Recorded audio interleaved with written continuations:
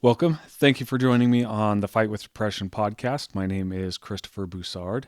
And first, want to start by just saying thank you to all of my listeners and all of my followers, whether you follow on Apple or on Spotify or wherever you do. If you don't, go ahead and just start following this podcast. Hopefully, you like it enough to do so.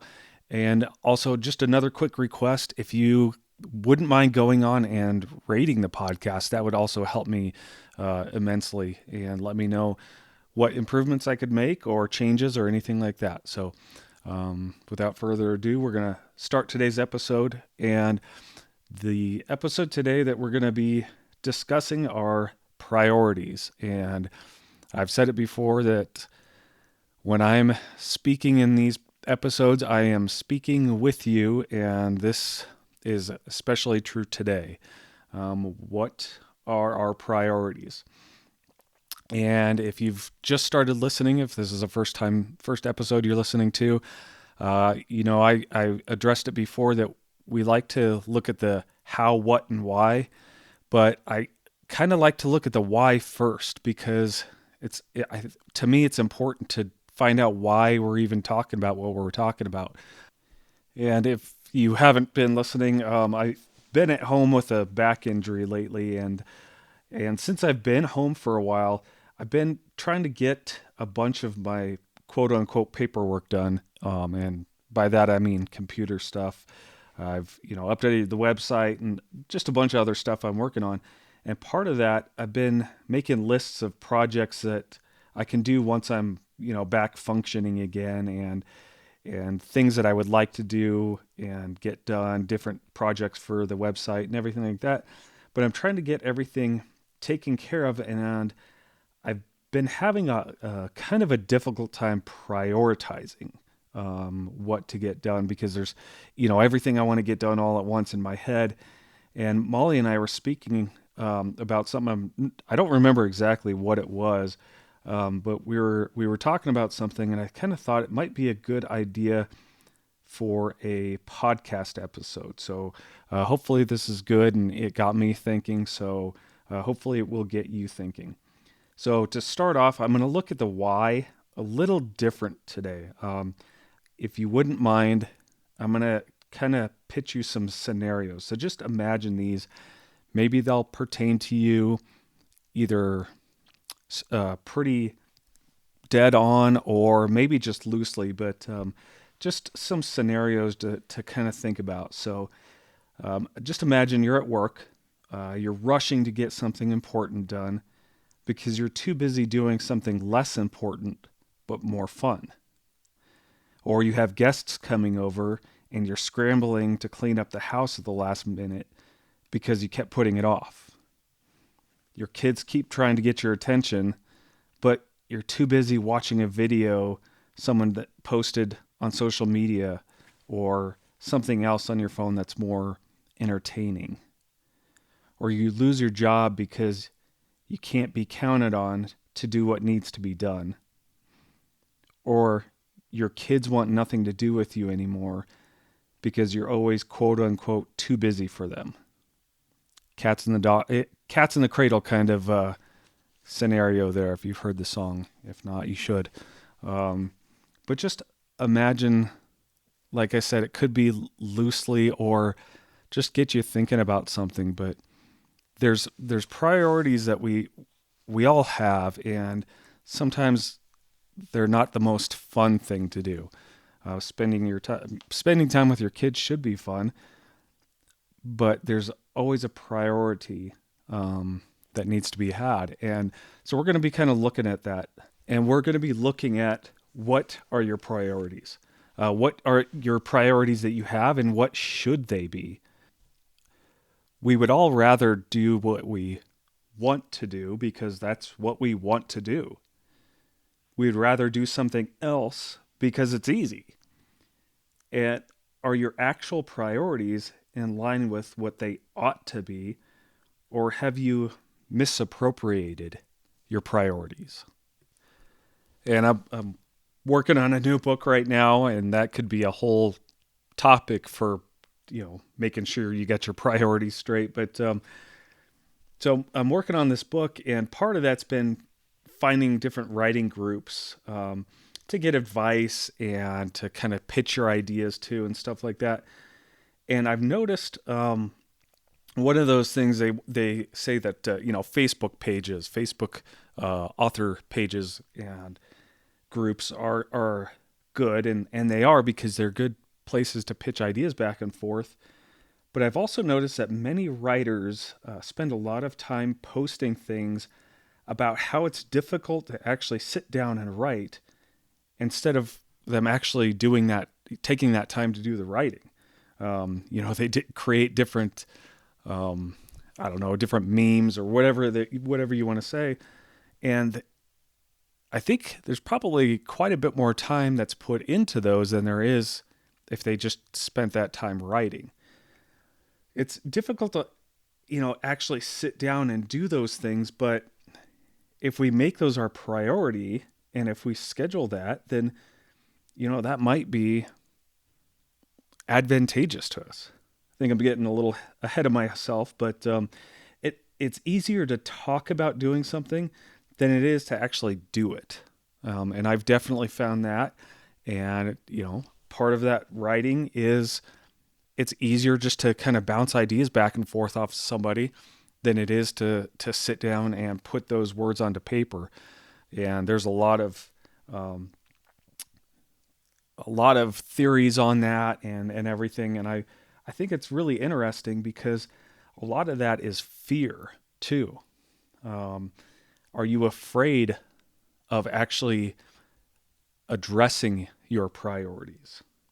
But that might be a little bit under the why, but maybe that's a why not. Why are we not addressing our priorities? Why are we not facing them? Is it something that we're afraid of? Part of that, like I said, the author pages and the publishings and everything is, are you afraid of failure, or are you afraid of what somebody else is going to tell you? Why are you not addressing your priorities? And if you all have heard of Jerry Jenkins, I've been reading a lot and following a lot of what he says and writes and everything. And one of his things, he talks about writer's block, and he says writer's block is really just a myth, because what happens is we're just afraid to sit down and write. Fear of failure, fear of rejection, and so on and so forth. And I think that's not just applicable to writing, but maybe in everything that we schedule. What are we scheduling in our lives? What should we be prioritizing, and why are we not?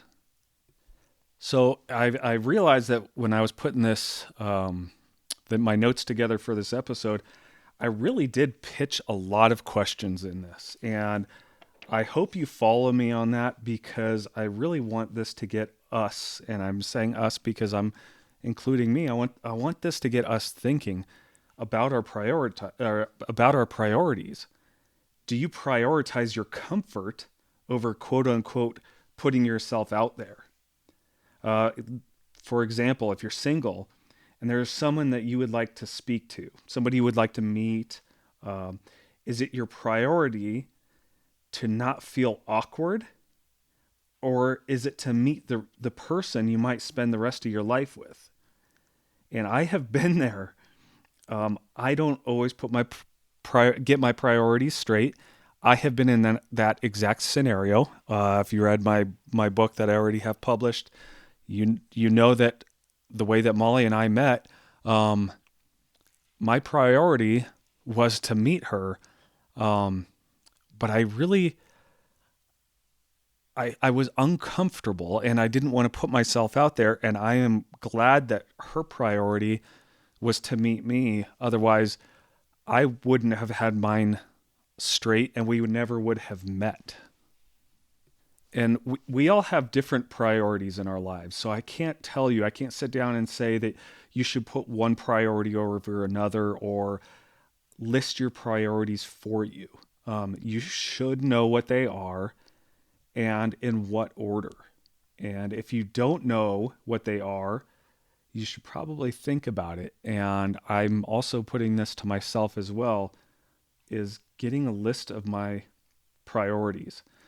And Mahatma Gandhi says action expresses priorities. So are you living your life according to your priorities? And are you honest with yourself about what they are? Do you need to make a physical, tangible list?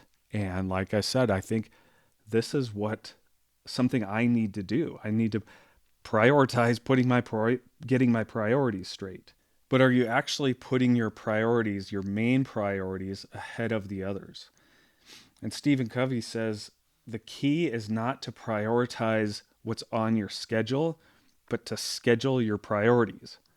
So do you need to slow down or press the pause button on your life so that you can analyze your priorities? Do you need to reorganize them? And there's a line in one of my favorite songs that says, "Turn off your engines and slow down your wheels. Suddenly your master plan loses its appeal." And we often work so hard to force our lives to look the way we want them to that we lose sight of the way that we want them to look because we're so focused on what it takes to get there. And I'm going to say that again because I think it's important. We often work so hard to force our lives to look the way we want that we lose sight of the way we want them to look because we are so focused on what it takes to get there. A couple of years ago, we were on a camping trip, and I was watching the campers come and go, not awkwardly, just watching the individuals, the campers, the both vehicles and people, watching people just come and go, and I made a note of some things, some of their dynamics, and just the things that they do, and people coming and getting everything set up. And I was kind of fascinated by it, and I was thinking, and I made the note, and I said, we create lives that we can't wait to get away from so that we can occasionally get away from the lives that we create. And I was wondering what drives people to work so hard to afford their possessions, and some of these campers are so elaborate, and where people just work so hard to get these things to get away from their lives. And for the most part, Molly and I are pretty minimalistic, but there's a lot of people with some extravagant setups, and we do that just so we can get away from these lives that we've created. And I'm sure people have seen these, they put them on magnets and stickers and all kinds of stuff, but I've seen it where it says camping when you spend a fortune to live like you are homeless. And we joke and we laugh, but that's kind of true. We work so hard to get away from our lives. But do you need to work so hard for something that you begin to focus on the work and you lose sight of what you're working for? And I don't know if you've kind of noticed, I'm not speaking about work specifically as in your job. Work is important, right? We all work hard, or we should, to get things. But what I'm saying is, if the work, the mentality, the physical and mental pressures that we put ourselves through, that becomes just ingrained in the forefront of our minds, that we start to lose focus of the rest of our lives. And I am absolutely 100% guilty of this myself. I lose sight of my kids having fun and playing because I'm so worried about the work that it's going to take to get them to have fun and enjoy our lives, but I'm missing out on that opportunity that's in front of me because I've been so focused on on that work and what it takes, that I can't get that, I can't shift that mindset, that frame of mind to get where I need to be.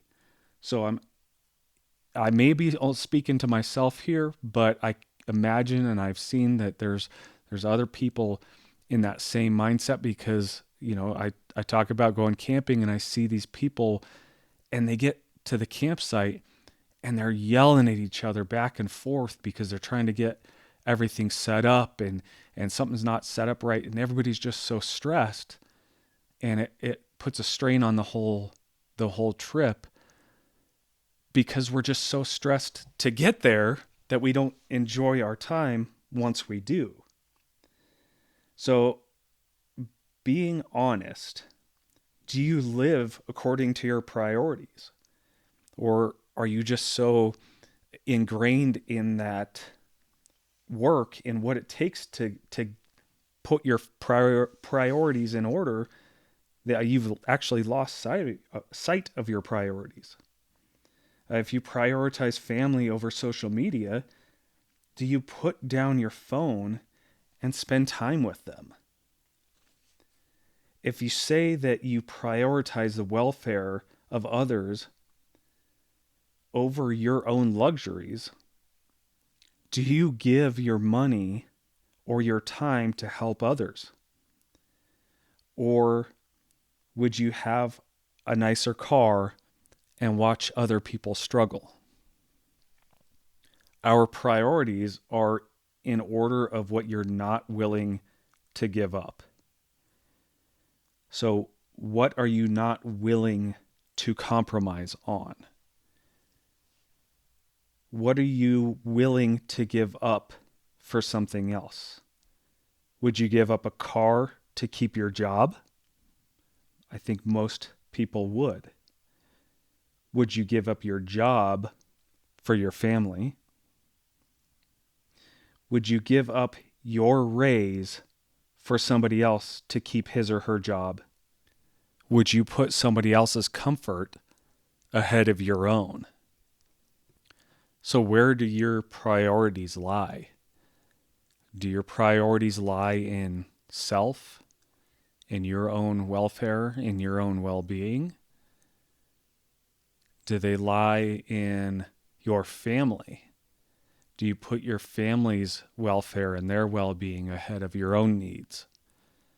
What about your friends? Are you willing to put yourself out there to help them or a stranger?